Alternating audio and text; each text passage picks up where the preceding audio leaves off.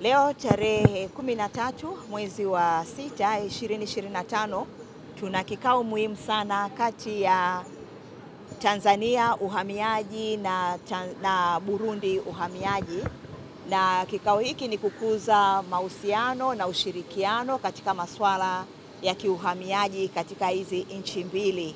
Tumekuwa na mahusiano ya kihistoria ya muda mrefu, na kama tunavyojua kwamba Tanzania sisi ni mwanachama wa EAC Afrika Mashariki, lakini pia na Burundi ni vile vile.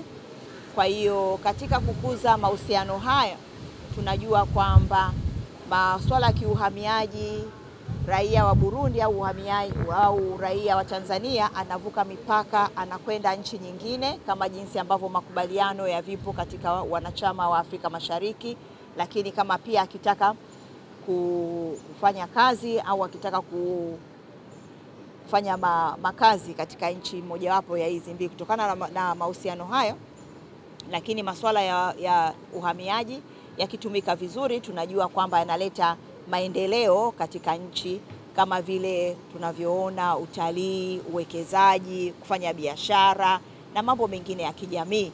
Lakini pia masuala ya kiuhamiaji yasipoweza kudhibitiwa vizuri yanaleta hatari katika swala la usalama, kama tunavyoona katika nchi mbalimbali.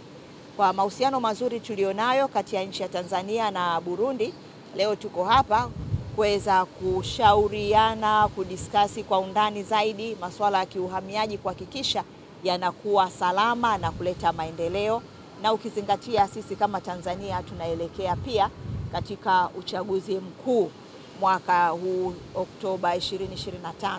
Tunawapongeza sana nchi ya Burundi, wao wamemaliza uchaguzi mkuu ukiwa una matokeo mazuri sana, uchaguzi ambao umeenda kwa usalama kabisa na mafanikio makubwa. Mimi ni mkuu wa mkoa wa Rutana, naitwa Olivier Nibitanga. Sasa hivi tunashukuru Mungu kuwa tunafika hapa Dar es Salaam. Tunaongea kuhusu maswali ya uhamiaji.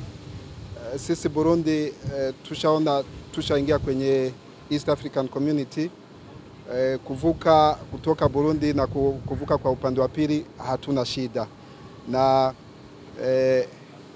sheria inasema kuvuka hatuna shida, lakini inaonekana kuvuka bila vitambulisho ama bila vibali vyovyote ni marufuku. Vizuri, kila mtu avuke, ana vitambulisho, avuke, anafuata sheria.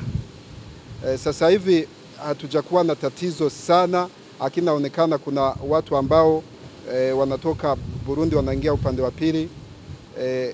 Tushaanza kufanya mikutano ila tuambie ni kipi ambacho tunaweza tukafanya ila kuvuka isiwe tatizo, kuvuka iwe faida.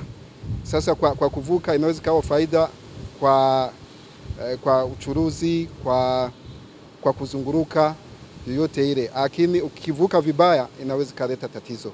Sasa hivi ndo tunasema kila mtu ajue kwamba kuvuka ni mpaka mtu afuate sheria.